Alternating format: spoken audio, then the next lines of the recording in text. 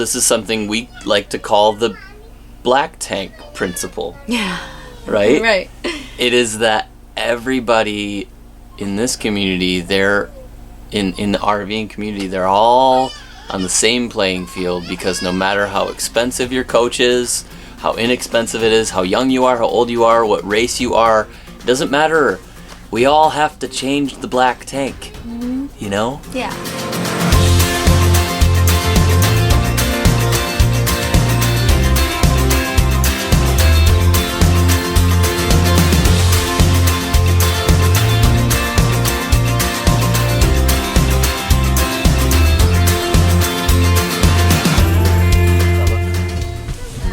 Good, I think. But every time you interrupt us, it's going to get longer. Okay? Oh my goodness. Do you think we can actually do this? Well, we're going to try. Okay. Yeah. You just got to give them food. Oh my gosh, just throw peanuts at them. Peanuts. Okay. Well, hey friends, welcome to our third week of Q&A. We said we would do this for the month of February on Thursdays, and so today we're going to be answering some of your questions that you've asked us, and today we're going to be talking about full-time RVing. And so the first question that we have is, I don't know what these are. You have Let's them get right to here. it. Here's some of the questions that you guys have had for us about our full-time RV lifestyle. Some technical questions and things like that. So Yeah. The first question is, do you run into other RVers, and do they have like communities? Do you see single RVers? What does the RV community look like for full-time RVers? So we talk about this a lot when it comes to our RV journey, our living full-time in an RV, and what that means for our family. Like, we traveled and pretty much we were in our RV for 9 months before we discovered the vast community of other full-time families out there. Yes, there are lots of single full-time RVers out there. Yeah, we've met so many different kinds of RVers. There's not any one kind. I mean, you've got like the full gamut. You've got families that are on the road. You've got married couples with no children. You've got retired married couples with no children. You've got retired singles. You've got young singles. I mean, now it really stretches the full spectrum. Yeah. Right now, as far as our community, right next to us, right there, are Patch and Carrie Gendon, a family from New Zealand. On the other side of them are the Manns, and they have how many children? They have 13 children. Is it 13? 13 or 11, 9? I lost count. I don't know. They have Sorry. a lot of kids. We have met singles on the road. They are out there. We met this awesome guy in Kentucky. His name was Ron, and he just had the most incredible story. We're meeting, you meet people all across the board, which is great about RVing. We will say per campground, they're a little different, right? So if you go to a lot of the RVing free, what is that campsite? Freecampsites.net. If you go to freecampsites.net, there's probably less families at those, whereas Thousand Trails have families a lot. Lots of primarily families. Because of the package that that provides, and it's a little bit, once you pay the upfront cost for Thousand Trails, then you're not paying every time you stay. Yeah. State parks and KOAs have a lot of weekend campers, and so you just see a whole vast array of different types of people. Yeah. So I think that there's like a community at large of RVers that are very like accepting of one another. We drive into the campground, everybody waves. It doesn't matter whether you're a family or you're retired, or they're all just like, we're in this together. Right. And then there's like sub communities within the RV community, and lots of people have asked because they've seen our community, the full-time families community, and in the different things we've done with them, and they said, is there a community out there for singles?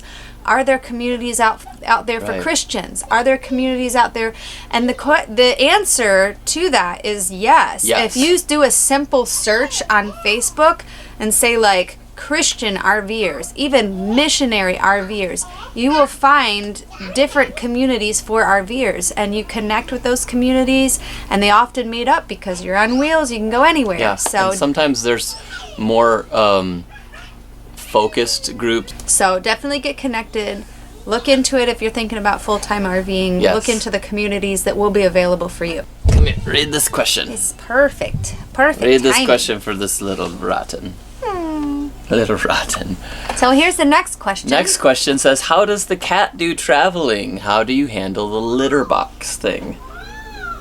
How do we handle the litter box? Ugh, So, she smells. She Stinks. smells all She's the a time. cat. She's still a cat. Smelly cat, what are they feeding you? So she actually loves traveling. Do Don't you love come- traveling? She loves traveling. What a rotten kitty.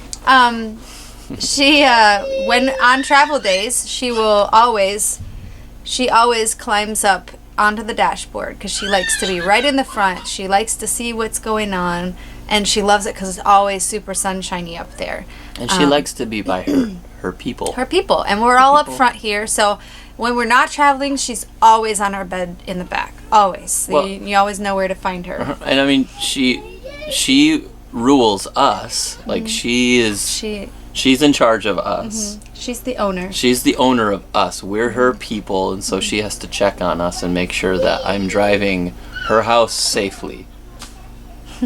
If you don't know my theories on that, you need to go watch our video on There's see that. Aliens Among Us. But we have a little area where there used to be a trash compactor. The previous owner took the trash compactor out, so we put the litter box in there and covered over the opening with just a simple tension rod, like a little tension rod, and a kitchen towel on little clips. And so it just slides across, and we try to keep it closed. If she goes to the bathroom number 2, you're gonna know. You gotta it. change it real You just quick. and that's a good thing. Like, you just can't let a litter box go in an RV. You just can't. You gotta No, change we it change once, it. maybe even twice a day, Well, and usually when she does number 2, I mean, we change it right away.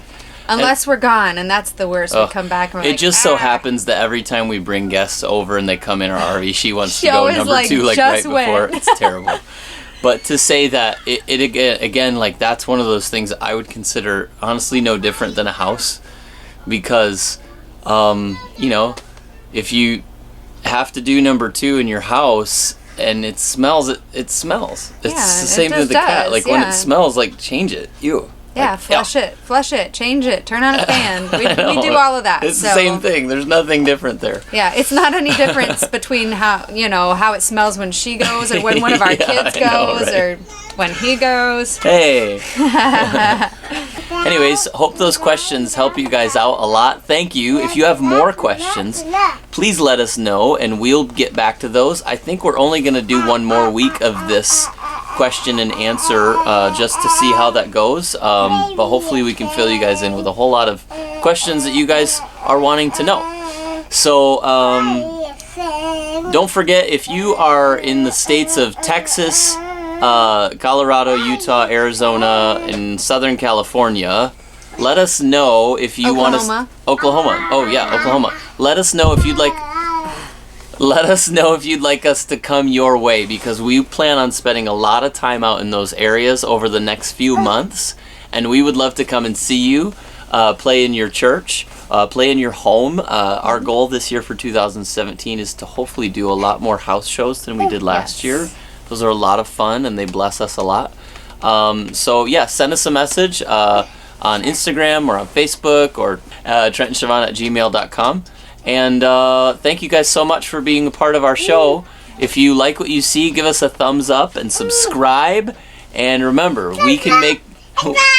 Subscribe! And remember, we can make the world better. I believe we can. You guys are goobers. Gerbers. Okay.